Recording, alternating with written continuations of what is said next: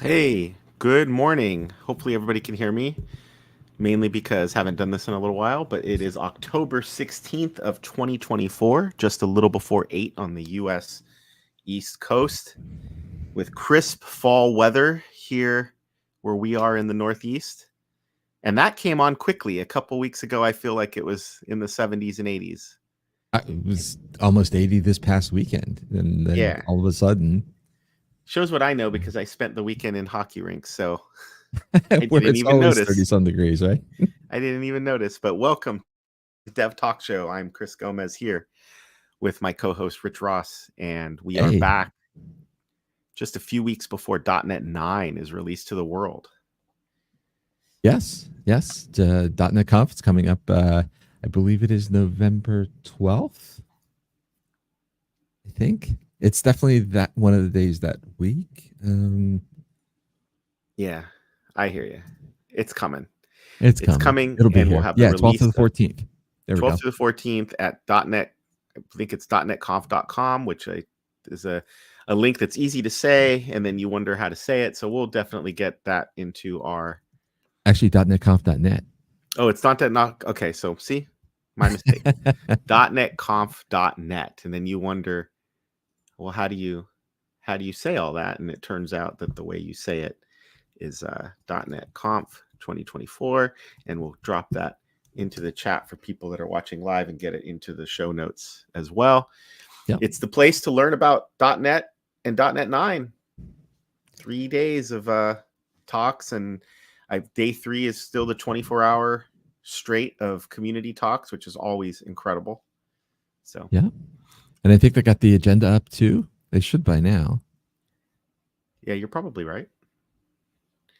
Um, Let's see. While we're yeah. since we've already decided to chat about it real quick, there it So is. this is that site we were talking about, .NET Conf. Yep. Yep. And zoom in a little bit. And it looks like we've got day one. We'll scroll down a little bit. There's day two. And the interesting one is going to be, do we have stuff for day three? And it looks like based on the amount of scrolling I have left to do on this page, yeah, it looks like we do. So awesome. Yeah. Straight through the night, you can turn on the channel at any point in time and see some awesome .NET conference content. Wow. That's a lot. Okay. Yeah. So something to look forward to. And then, so that's on the 12th to the 14th. And then at some point, we can talk about Microsoft Ignite, which is the following week. And there's some cool stuff happening there too. So, yeah, lots of good things happening in November. Yeah. Awesome. It's for some reason it's not letting me post to Twitch, but that's okay. Interesting. Okay. All right. So today. Do we want to real quick make a mention of what we just like? We'll say 5 minutes. Yeah, we Okay. can. So let's just let everybody know, if you're watching this video after the fact and you're saying, hey, when are we going to get to file new project? It'll be in a few minutes. And then of course our producer's going crazy saying, What are wait you a waiting second. for? What's the unplanned? Yeah, he can't wait. He can't wait for .NET 9. So we are definitely going to file a new project in .NET 9 release candidate 2 today, and just see what kind. If you've watched this show for the last year, we have filed a new project all the different ways, all the different render modes in Blazor. And so, you'd be very familiar with us, like going through it, trying to break it down for you. And so we're definitely going to do that in a minute. But there was a little side project that, Rich, you showed some interest in, and I thought was kind of interesting. We didn't talk about it too much, but yeah, definitely. We're just going to kind of mention it here in case people are aware. You can go off and start taking a look at it. But this is always interesting to me, especially given what I do at Microsoft's Innovation Hub, and I focus on app innovation, developer stuff, and I've got a colleague of mine who focuses on data and all of the data and AI tools. And it's like he writes in Python, and if you want to talk about C#, it's me, and neither the twain shall meet, right?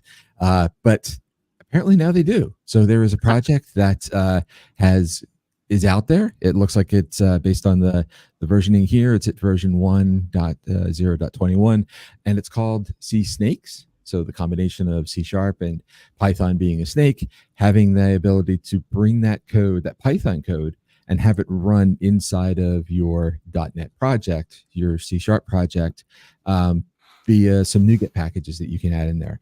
Now, this is really, really high level. There is a video that the creator of this project did out on YouTube, and it's over on the .NET channel, so you can go check that out. I don't know if the link to that is here, but the idea is basically you can take that Python code as it is without having to translate it or put any kind of additional wrapper around it, from what I understand, and you basically call into it via like an interface, so passing information to it and getting information back. And this actually is something I'm going to start looking into, because I was working on a project I'm doing for my day job, in that I want to take some files, some log files, and start to run them through our Azure OpenAI embedding to create some vectors off of that data so that I can search it a little nicer. And in order to do that, the only samples that are out there, or the only way to talk to the embedding SDK, is through Python or PowerShell. So Python seemed like the right way to go. So this might be something I want to try out and see about pulling into my project. But it is kind of interesting, right? I've been .NET developer since, I moved out of the business side and moved over to technology. And, where to me, there was always some way to do some kind of .NET C# for whatever it is you're doing, right? Maybe it's not the right tool, but there certainly is a tool or a pathway to get there. And we were working on some internal content around just an OpenAI lab, or an Azure OpenAI lab, and they put a requirement on there that you have to know Python. Like, well, why? Aside from this one little piece of service that we have in the Azure space, everything else can be done in C#. So why are we pigeonholing it, saying it has to be Python? I get that some of the pieces are might be more comfortable in that, and it might open up to other things. And it's always good to learn other things. But I think the other thing to think of is that we also have Copilot. So even though I know C#, I can kind of translate and understand, if I'm given some Python, how to kind of work that into a Python project, let's say. So I don't know. I got a little hesitant about saying, hey, you have to know this language, where I think more and more, not only we kind of a bit cross language, but we also have some tools that make it easy to get there too. So I don't know, just some thoughts as we get started this morning. Yeah. And I mean, certainly the data science community has embraced Python. Yes, absolutely. Like you said, not just tools, tutorials, platforms. So it might be interesting for a team that is capable enough, or maybe you have an existing project and you've already built this whole infrastructure in .NET, and you're thinking, how do I take advantage of this stuff? One way to do it might be to use this project here. But of course, it's really cool. It's a really cool idea, but haven't explored it. So nope. But I would definitely say check it out. Very interesting to do. Yeah. Yeah. Cool. And hopefully someday we'll come back in full circle and show some of the work that I did, because I know it's on my short list to do this week. But that's not why we're here. Yeah. I think why we're here is to start talking about .NET 9 and release candidate 2, right?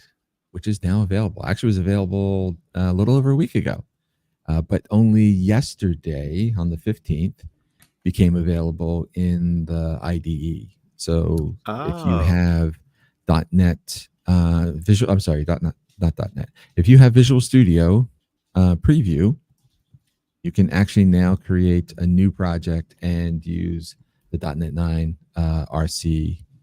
And we'll go here, bring this one up. Yeah. So you can see here we do have, I don't have this open because I just rebooted and I know I didn't run it here. Zoom it.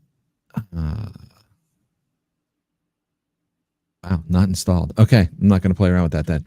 You can see here we have, from our list of SDKs, we've got 8, but then we also have the brand new RC2 24474. Let's make sure. If I do this, I should be able to see if that's the right number. So you made a really good point just now. is What's that? RC2 came out. I remember, there it is right there. The release date was October 8th. Yep. But and so I actually did go to install it.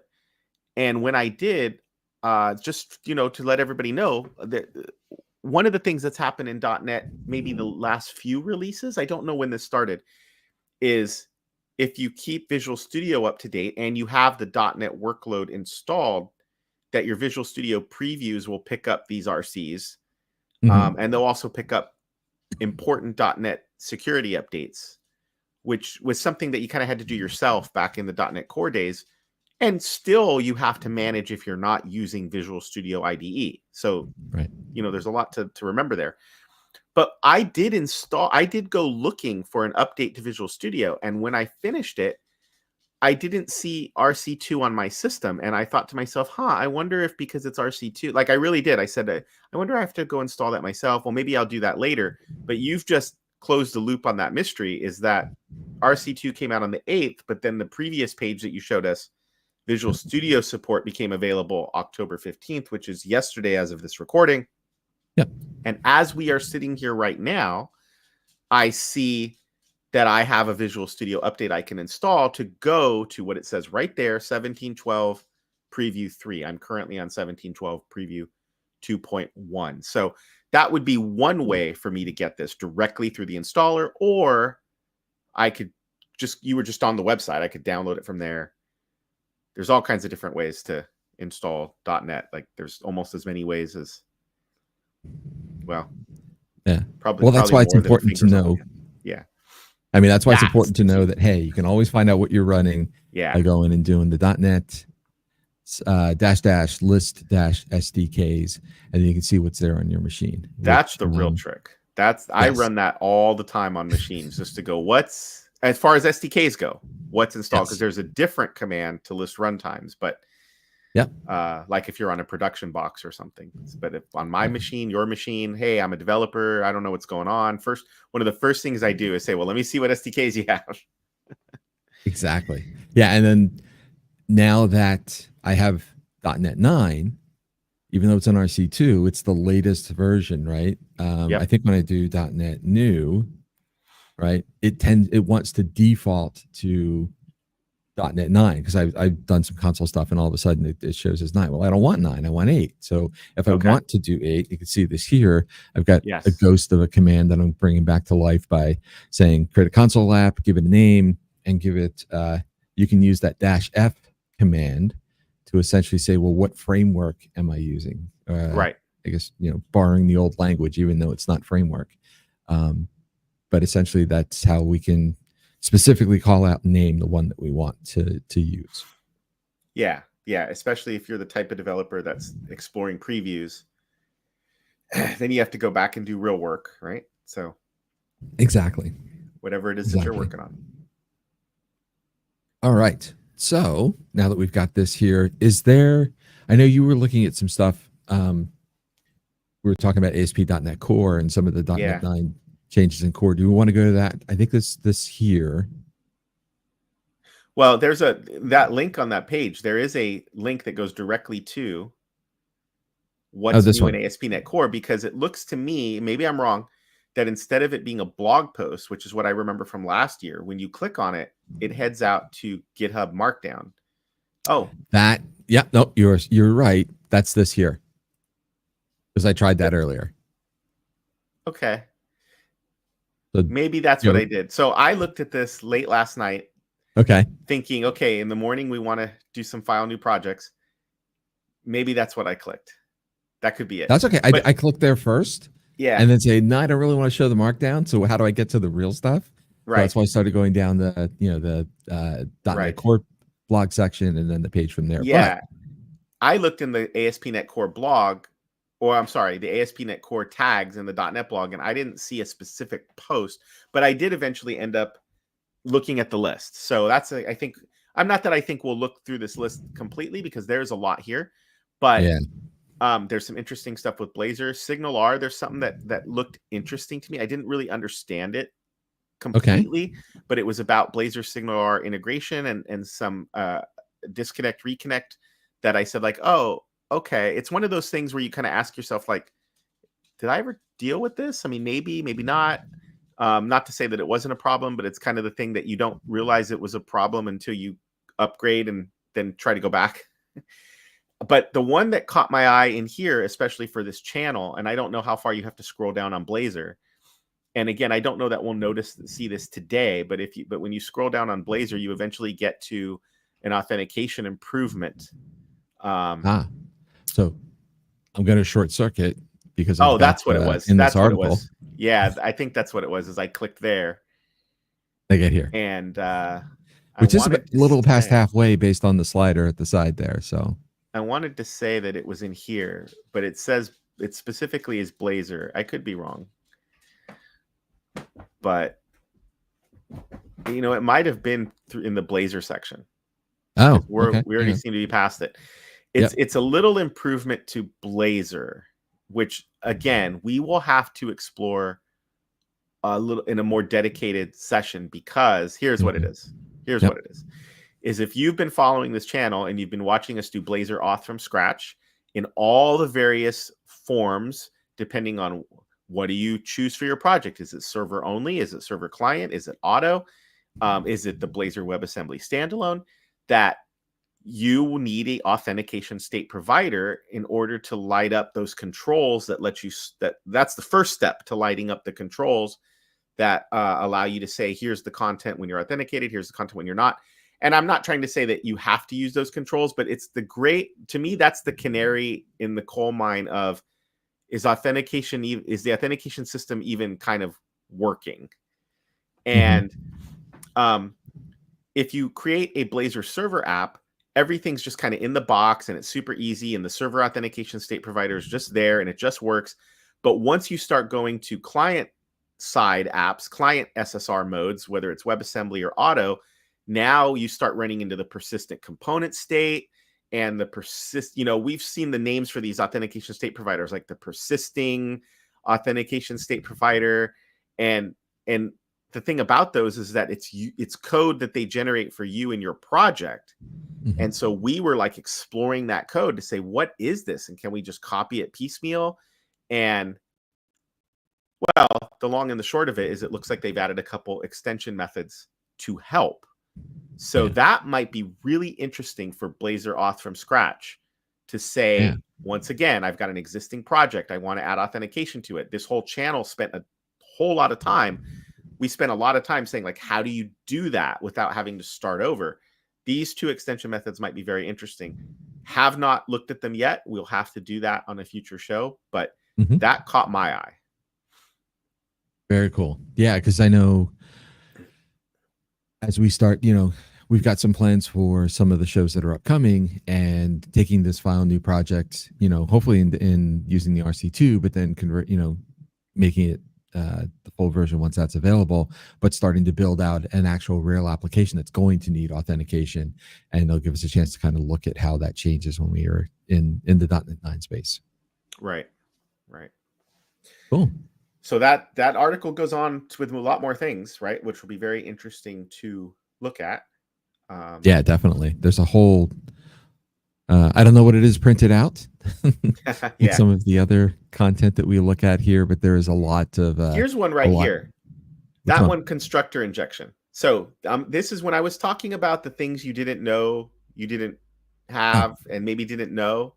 Razor components support constructor injection. Okay. Then I stopped to think about it. Did I know that I couldn't do this? That's all. Nothing. I don't have any more comment other than that. It's one of those things that you look at and say, I don't even know if I realized that I couldn't do this. So what we're saying is, right, we can take a few minutes and parse through this a little bit. Yeah. So what we're saying is you want to new up a class of the constructor injection. And to do that appropriately, you need to be able to have access to an object that is the navigation manager. And you probably have one that exists in the project on startup, right? Whether it is done as a as a singleton, so you can use it throughout the course of your application, or it's got one of the other that various scopes to say what's the life cycle of this class essentially. And when I've done this in the past in Blazor, at that point in time where I've instantiated the singleton, I then have to say, now go create me a constructor injection class, and here's the navigation bit. Because if I try and do it anywhere else when I need it, I can't do it with an empty constructor. Yeah, right. Because I need to be passing in the navigation. And I can't say, well, get the navigation when the class gets created over here. And it's like, well, you never provided it when you created this new instance of it. Yeah. And then, for example, we also might have just completely ignored it because maybe in our Razor components, we're using Razor syntax to inject it. And so we just don't think about it. True. And so when I scrolled by this one, I thought, huh. And I partially wondered I'm not saying that it's a bad thing, but I just thought to myself, what's the use case that wasn't enabled before that I've just been glossing over because I think like, oh, this is how you do things. But yet someone else who maybe has a pretty important, clever design and the way that they've broken up their components is saying like, oh, but this particular component, I wish I could inject this. And it's just one of those spots where I stopped and said, I didn't realize that I couldn't do this. And then I started to wonder what are the interesting use cases that maybe I haven't been thinking of. That's all. Yeah. I know I have examples where, I can see where you can say, well, I don't know if I'm going to need this constructor injection, right? So why instantiate that class and carry it around if I don't need it? So maybe it's one of those things, but it's also a partial class. Yeah. Right. Which is, we don't always in that example take advantage of from that perspective. So it'll be something cool to look at. Yeah.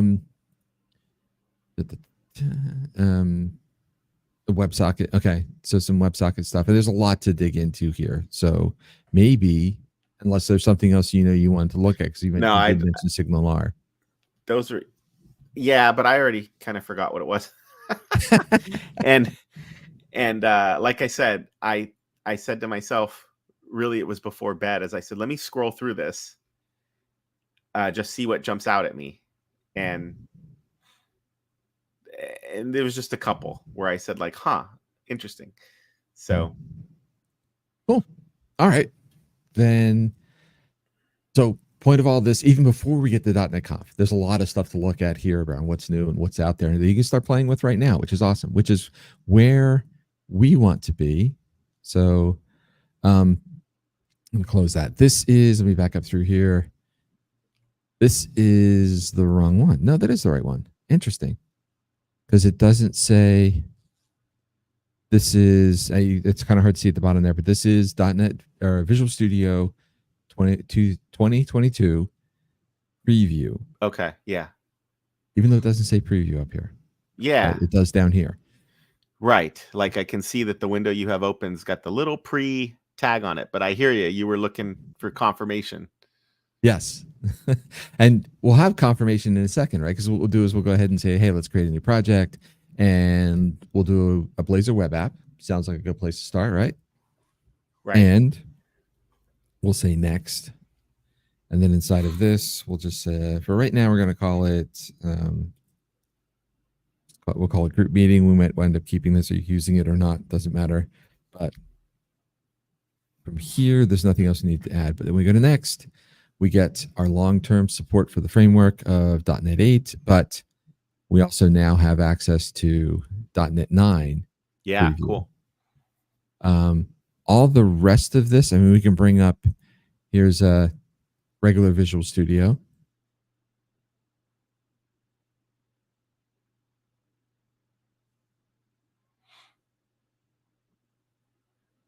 Right. And starting on the right, you're starting a Blazor web app there.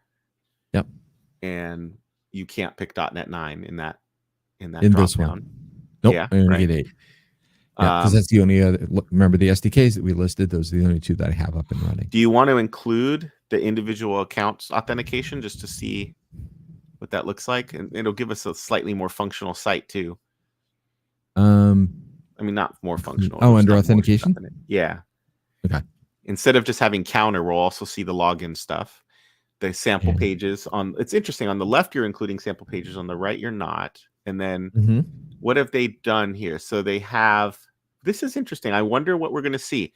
On the right-hand side, you can say, I think what that checkbox is saying in a fancy way is add .NET Aspire orchestration, but I don't see that on the left. And I wonder if it's, I don't know. I don't want to speculate until we see it. Yeah, interesting. Because if you don't know that decision up front, you can always make that decision in the project by right-clicking on the solution and saying, do the Aspire components. Right. Let me just borrow your trick of, hey, this is Blazor app 8, just so we don't forget. Yeah. Cool.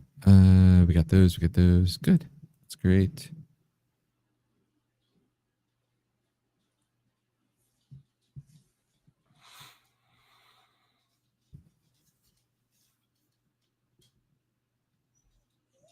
All right. So that's the Net 8, and there's the beginning of the group meeting project, which we haven't really whiteboarded yet, but that's okay. No, we haven't. Yeah. We said we were going to. Yeah. So, and I thought about this morning on the drive in, like, we probably should do a whiteboard session on what we want in it. And, exactly. There's that. So I guess step 1 is program CS. Yeah. Let's just jump into that. And let's see. Let me see if I can. Control scroll wheel is my quick trick in Visual Studio IDE, which does not actually increase the font size, just in case anybody's wondering. In the lower left-hand corner, it's a little small on Rich's screen. You can see the zoom level is going up. So it's not the same thing as if you do it in Visual Studio Code, where you're actually, well, what you're really doing there is zooming the viewport. So slightly different implementations that do slightly different things. But let's take a look real quick. So we built, oh gosh, what render mode did we use? I don't even remember. Server. Okay. But now notice we have a new to me authentication state provider, because of course that's the first place my brain goes on line 17. And I wonder if that identity revalidating authentication state provider, I wonder, is that in the box? Did it? No, I think, okay, well, it's done. Okay, so sorry. I got a modal that popped up over the top of everything. So let me get by that so I can see your screen again. So we have been given an identity revalidating authentication state provider, which is a mouthful, and it's in our project. Not necessarily want to take a hard look at it today, but just noticing that I'm curious now what the implementation differences are, because that's what happens to me when since having spent, almost a year looking at authentication now in Blazor. But other than that, this is pretty straightforward to a Blazor user. We've got the Razor on line 11 adds support for Blazor. Line 12 adds what we would kind of used to call Blazor server, but it's the server render mode. Yes. Interactive server render mode. Yep. Interactive server. Yeah. The SignalR based circuit mode. We get SQL Server because I think the old rule that I remember is in Visual Studio, the default is SQL Server for your entity framework based backend, and that if you do it from command line, then by default you get, I think it's SQLite, and you can switch. You can switch in each case. It's just that interesting that in the IDE is one, and at command line it's the other. Identity core has been added. The email sender is in there. The one that's a fake implementation that you would have to override if you really wanted to send out emails. And that's it. I mean, when we switch over to the other one, I don't know that we're going to see that many differences. Yeah. Let's take a look. Boom. Oh, wow. Identity revalidating authentication state provider. Okay. That was there? Huh. Yeah. Now now I'm thinking to myself, what I wonder? Because we spent so much time going from scratch. Yes, we spent so We much may not time have going gotten from there. scratch that maybe some new template things slid by us. But I'm really excited to dig back into this, and it'll probably lead to, well, rethinking the Blazor auth from scratch. So True. Which is, I'm sure that would be very helpful as well. So it'd be good to take another look at that. So yeah, we got the same thing. We got our connection string. We've got our identity core. We've got the emailer. Yeah. I mean, it looks like extremely similar. So that's not so bad. But when you go to .NET 9, in the project file, we know it's pointing at RC2. I mean, I'm sure it is. Yeah, we'll look at the project file. Map static assets is the only thing I saw there really quickly that was different. Yes, and that was highlighted in the what's new. Oh, okay. That there is new middleware. In fact, it wasn't. Let me see if I can find where it was. The what's new in .NET 9, and then I have to say what's new in ASP.NET Core. I wasn't exactly on it. In Blazor, static asset delivery optimization is the name of the feature, and it's pretty close to the top of the what's new. It's very close to the top of the what's new in .NET Core post. It's like the second. There it is right there. So I did remember seeing this. Map static assets is a new middleware that helps optimize the delivery of static assets, including in Blazor apps. I did not click any further to see what they were talking about, but it sounds to me like maybe what they've done, maybe because I use static files is the long time middleware that you may even remember. It's been around since MVC, Razor Pages, and it's not the kind of thing that, like, if you gave me a pop quiz, I'd get it wrong. But then when you mention it, it's like, oh, that's right, use static. Yeah, it is called use static files. But what they are saying is that unless you, in a static file delivery, use optimizations like compression, caching, or even I believe you can do things with the browser where the browser basically interrogates the website real quick and says, well, deliver me this file if you don't have one more recent than the one I have. Yeah. Which is kind of this E tag thing up here, right? Right. So I believe that there have been many presentations, YouTube videos about how to take your website and improve it so that you get better user scores, better performance scores using all the different tools that are out there. There's the Yahoo has one that'll like scan your site and tell you. There's all kinds of them. And so I've watched Mads Christensen give a talk about how, hey, we're going to take a normal site that comes out of the box and we're going to slowly bring that score up to 99. I'm wondering if map static assets is really pushing forward for you in ways that you kind of had to go find and do yourself.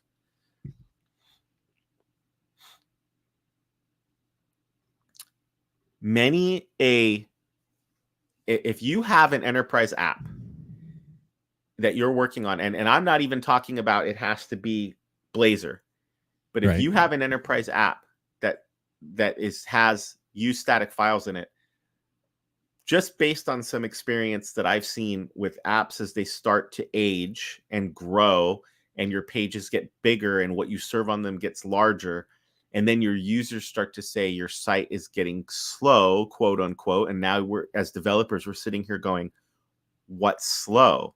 This might really be something important to take a look at. You might get, what boost might you get? I don't know. Can't speak to it, but they're showing here maybe, it's typically a drop-in replacement. They showed in that diff. They said, yeah, we got rid of use static files and we added map static assets and we got stuff. Yep. Yeah, you can see with some of the comparisons here. Right. Reduction of Bootstrap, reduction of jQuery, reduction of Fluent.js, which are things that a lot of folks use. So, yep. Mud Blazor? Yeah, that's something that we have not talked about on the show. The Mud Blazor is a component library that I've I've seen is very popular. I mean, it's, you know, it's out there with all of the other great partners that are building component libraries, but I'm seeing more and more people focusing on, you know, the great thing about component frameworks and libraries and is we keep going, right? Exactly. We Exactly. keep going. So, yeah, they Cool. just used it as an example. What did they get there for the reduction? They got a 90-ish% reduction. Yeah, Pretty good. that's pretty impressive. Yeah. So Very cool. Okay, so something to be looking at as we move. So we saw that change. They went ahead and used that. Other than that, pretty similar stuff. Agreed. Cool. Um, I wonder if you run it. I'm curious if the template looks different at all. All right, let's take a look. I don't know. Yeah, same. So let's do a quick build. We'll get our build going. Get any packages we need. Yep, all that looks successful. Awesome. Let's hit the run.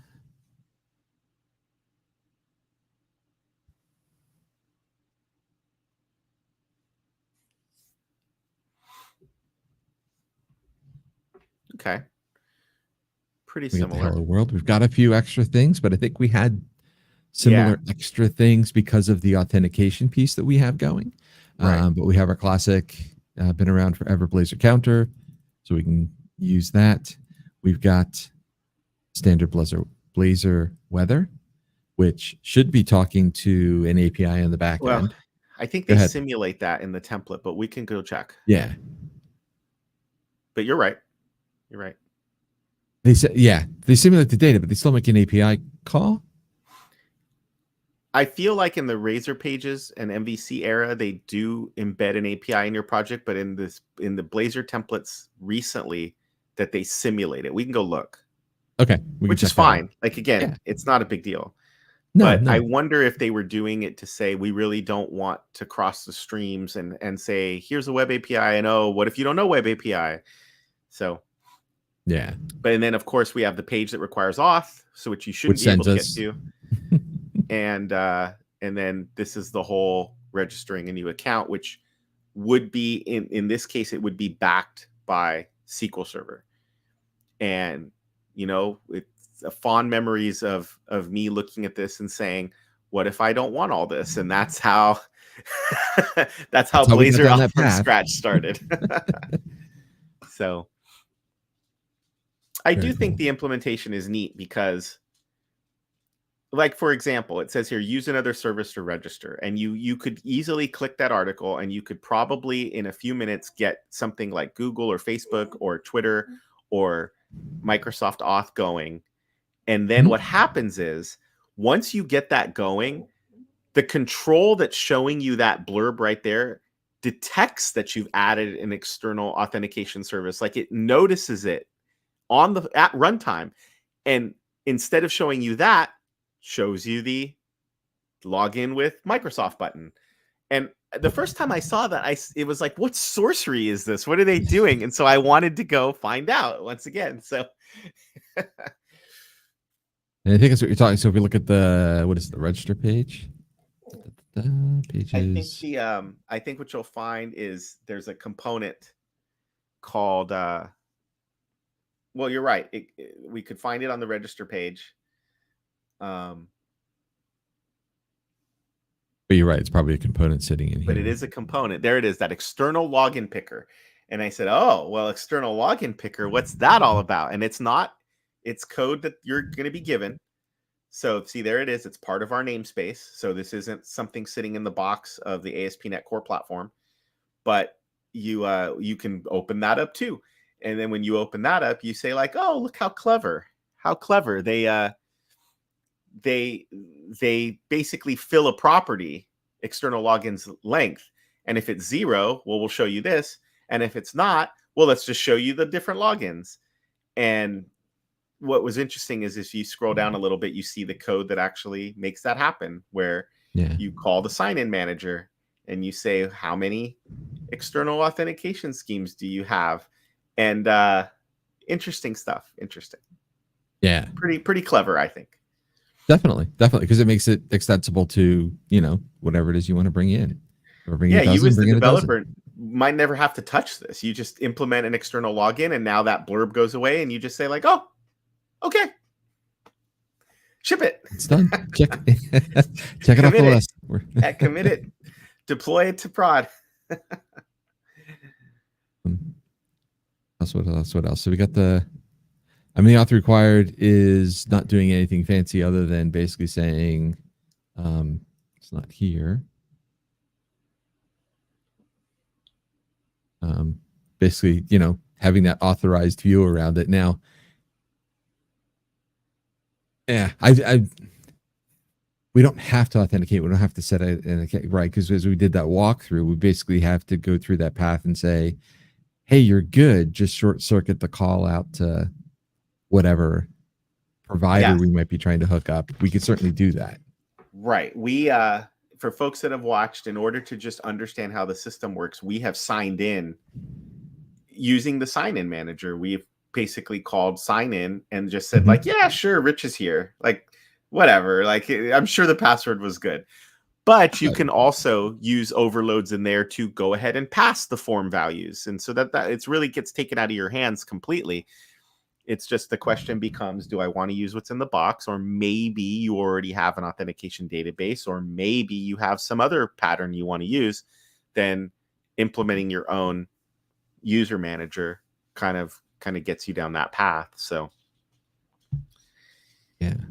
Cool. But yeah, it's amazing how simple it is. That authorized view component becomes so interesting for your whole site to basically be, here's the view when you're not logged in, here's the view when you are logged in. Yeah. And it's interesting because the way I'm reading this is that there is no content right now if you're not authorized. Yes. So that's why when you click it, it immediately sends you to the login page. Yeah, and that's a default behavior as well, is that because this page has the authorized attribute, this page doesn't allow you to even view it if you're not authenticated, where you can go about this another way, which you can allow anonymous. And then you would use the authorized view control and its companion, the not authorized section of it, to say like, okay, well, if you're anonymous, I can show you this stuff. And if you're not anonymous, I'll show you this stuff. And that's useful on a homepage, for example, because many people come to the homepage, but you might want to show in the upper right-hand corner, you might want to show if they're logged in. You might want to just put the user's name there. And then if they're not, you might instead want it to have a login link. Yeah. Which very common pattern on websites. And then if somebody clicks on the login link, well, you still might say, okay, well, the login page should be anonymously accessible. But is there anything I want to do if someone comes here logged in? And many, many times the architecture design for that is, if you come to this page logged in, we will very quickly log you out. That's a common pattern. Sometimes they don't do that. They just say like, well, you're already logged in. Do you, and maybe put a logout button. But, like I said, it's a choice that you could use. But this particular page isn't even letting you show up. So then the question is, well, why is it going to the login page? And it turns out that's default behavior in ASP.NET authorization. Yeah. You can override it though. You can dig in and say, here's what I want to happen if somebody goes to an authorized page and they're not authorized. I want to do this. And I believe you can even you can override it globally, and you can override it per page too, to be like, well, this page, I want to do this, but the rest of it, use the global behavior. Yeah. I mean, look, 9 times out of 10, you probably do want to send them to the login page. Yeah. Because otherwise, yeah, exactly. Because you want to make sure they know how they can get to see the content on the page, as opposed to just having to figure out what steps to take and click all the buttons themselves. Yeah, I mean, you could get fancy. You could do what some sites, like for example, I think Medium does something like this, where you go to a blog that requires, sometimes the blogs require you to be signed in. I don't know what the criteria is, but so what happens is you go to the page and you'll see like the first paragraph, and then it fades out really fancy, and there will be a modal dialogue of some kind that says like, you want to see more, then log in, right? And so you could get fancy with this, but that's a simple implementation. Just authorize attribute. You could put this on any of your page components in Blazor, and if they're not authorized, then it's not going to show. I think the reason why you are authenticated is not in the authorized view block is I'm pretty sure that they're avoiding the problem of trying to reach into HTTP context and get out a user and get out an identity and print a name when that's going to be null. Right. It's not going to crash because of their use of the identity, the Elvis operator, the question mark. But after name is what Mads Torgensen affectionately calls the damn it operator to say, I swear name is good. So I still don't think it'll crash, but what that exclamation mark is doing, I think it's doing, unless it's actually part of the text. Hard to say, because if you got rid of it, would you get a little squiggly that says this is potentially null if you got rid of the exclamation mark? Oh, from the So exclamation here, mark? what it's telling you is context might be null. I'm sorry. Actually, I don't think it's saying context might be null. What is it complaining about? It's saying it doesn't exist. Oh, it doesn't exist. So you've got to be in the authorized view component. That probably, I think that makes sense. Kind of makes sense. In fact, I think we knew that. Okay. Because for one thing, context is not injected. So where's it coming from? And the authorized view component it's just taking care of all of it. I'm just curious now if that exclamation point is text or is it a C# operator? It might just be text. Maybe I'm overthinking it. Yeah, it appears to be. I could be overthinking it. The name of the user on the behalf of whose the code is running. Right. And if identity is null, then don't bother continuing onward. It's fine. Yeah. Yeah. Blazor is smart enough to not blow up on nulls. It just doesn't render anything. So it just, I think it would just say hello. But then again, you shouldn't even get there. So right. Cool. Is there anything else we want to see on this page or in this project that we might think that might be different? Yeah, I don't expect the counter to be different. We know, why we're seeing that identity revalidating provider or whatever it's called is because I keep forgetting that when we started our Blazor from scratch exploration, we started with a server-side rendered. We stripped everything out of Blazor. Yeah. And we went server-side rendered, but this time we chose Blazor server. So we do have to have a state provider that can keep revalidating for the case of the Signal R circuit. I'm pretty sure that's what that authentication state provider does for you. And was that on the programs or was that here? That's in program CS. Okay.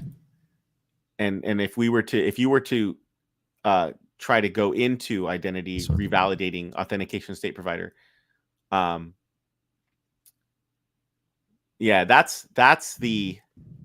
we're basically providing that service, but the service, the instance that we're providing is an instance of identity revalidating authentication state provider.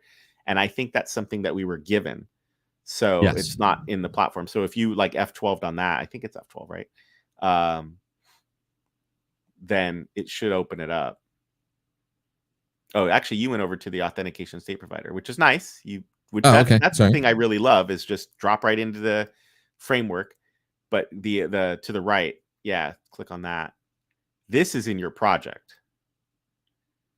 And both of those are part of the components, but right. And then like it says here, this is a server-side authentication state provider that revalidates the security stamp for the connected user every 30 minutes. Every 30 minutes, an interactive circuit is connected. And I think the point of that is to keep refreshed the Signal R circuit for updates. Okay. It's something that I wish I understood a little bit better, but. So if we were to, let's say, change this and Mhm. make it, make it something like, I don't know, 180 minutes, we should see the SignalR piece time out and not get those updates. I don't know that it does that. I think that Okay. what it does is, so the security posture of this, I'm going to say I'm not entirely certain about, but what I'm thinking is it has to do with how long are you willing to allow that SignalR circuit to stay connected without validating the user again. And so what are the circumstances there? Well, perhaps the user logged out. Okay. Perhaps the user's role changed. That's always been a tough problem on the web. Yeah. Solvable in many different Yeah. ways, but you've got a user logged in. Maybe you're using cookies to store their what you might be using a cookie to kind of say who they are. Are you really doing server-side validation every call? Maybe you are, but especially client-side validation to go like, oh, but for whatever reason, we have to ban that user. How do you accomplish that? Okay. Okay. Because that's interesting, because that's something that often comes up when talking to regulated industry folks, where Oh, yes. we want to know as soon as the person logs out. And when they log out, it sounds like it'll be interesting. Can we then make it so that, not that it checks, because you don't care if it checks. We just want to make sure whatever this connection is, it goes away. Right. So, it's funny. I might ask you off show which institutions that are, because we might have some shared stories about the same institutions demanding the same things, because I know exactly what you're talking about. They want perhaps a user walks around a warehouse, and so they at their desk they're logged in, but then they use a tablet and then they click log out at the desk. I don't want that tablet to work anymore. Right. And I have a feeling we may have talked to the same exact customers. But so the security timestamp, as I understand it, it helps you track a change to the user profile. So theoretically, if my security timestamp, here I'm client side, I'm server side, and I've taken a timestamp of when was the last time I made sure of what your user security posture is. Oh, I did it 5 minutes ago. Okay. Well, hold on a second. I just checked the database and the security stamp changed. What that tells me, maybe their role changed, maybe their password changed, maybe they've been banned. I don't know. I need to go revalidate. Yeah. Interesting. I don't pretend to understand it all as well as I probably should. It's the kind of thing that it just sort of works, and so you don't think about it too much, but until the time that you need to think about it. Yeah. Maybe because you have a customer saying, why is it that they logged out here on and then their phone app is still working? So Exactly. Yeah, that might be something that might be really interesting to share with, to learn about and then share with people. So absolutely. Cool. Yeah, so lots of good stuff. We probably got maybe 10 minutes left, maybe a little left, a little Right. less than that. Right. Do we want to? Yeah, I'm not 100% sure what code we would write, but let's talk about what the group meeting app is. Yeah. And the motivation, I think. I don't know. Mm-hmm. I don't know how much of the motivation we need to dig into, but it is for the user group for Philly.net, which, if some folks who know us in this region know, that Philly.net years ago switched away from owning all the infrastructure to running a user group to using tools that were available online. Like you find out about our next meetup well, in fact, we even call them meetups now because the whole world does. You find out about our next meetup on Meetup. And that's a common pattern. I mean, in the last 10 years, Meetup has, really encouraged everybody to why should I own this? We don't even have a standing site for the user group. It is the Meetup is the standing site. Right. And I think the two confusing things is there are still people to this day who find us through social media, or they find us through just a search engine, and they find the web page, and then they think like, oh, well, you haven't met since who knows when. Mm-hmm. And the second motivation is just that meetup itself. We may be kind of outgrowing the purpose of it and saying, well, what if we took that back, and could we do it in Blazor? Right. So just as an example, not that. Yeah. We don't know for sure that we're going to use it. Right. Because as with, especially when you do a community stuff like this or an open source, which is how we'll do it, right? We'll open source what we're doing here, but somebody's going to own it and maintain it. And it'll be great once it's up there for the first 2, 3, 4 months, and then nobody's maintaining this anymore. There's a problem. So somebody needs to find time to fix it. Exactly. Yeah. So I think, at least for us, if we're not going to build it as a site for the community, then let's use it as an example here and a use case that we can kind of walk through, because we're going to need authentication. We're going to need APIs and data stores, and talk through a little bit about how we architect this for where it might wind up living on a cloud service provider, right? What are the options there? Not necessarily what's the right way to do it. So yeah, some cool stuff that we can talk through over the course of the next, hopefully 3 months. I got a feeling this will take a little bit to put together, but right. Certainly a show at a time. So yeah, exactly. But at the same time, the intention is that it's a good way to explore ASP.NET Core. Because I think we spent a lot of time in Blazor, which is great. But what we haven't spent a lot of time in is, for example, web APIs and the options that we have there. And then now here's the next thing is the security. So, okay, now I want to have trusted API calls. What does that mean? And then going back to to some kind of data store. Okay, well, now I want to make sure that flow is trusted, and that somebody who doesn't have the rights to view certain data can't figure out how to view that data. So that'll be very interesting. Yeah, definitely. I'm actually really eager in looking at the different storage options that we have in the cloud. Mm-hmm.